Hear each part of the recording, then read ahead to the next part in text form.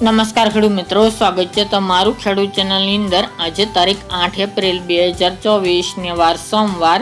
આજના ઊંચા માર્કેટ યાર્ડના તાજા બજાર ભાવ। તો ખેડૂત મિત્રો, આજે ઊંચા માર્કેટ યાર્ડની અંદર જીરુનો રેકોર્ડ બ્રેક ભાવ 6500 જોવા મળી રહ્યો છે। હાલ જીરુની બજાર સ્થિર જોવા મળી રહી છે। આગામી દિવસ દરમિયાન બજાર આવી જ રીતે વધઘટ સાથે જોવા મળે તેવું અનુમાન। તો ચાલો આપણે જાણી લઈએ કે આજે રાયડો, જીરુ અને અજમાના ભાવ શું ચાલી રહ્યા હતા।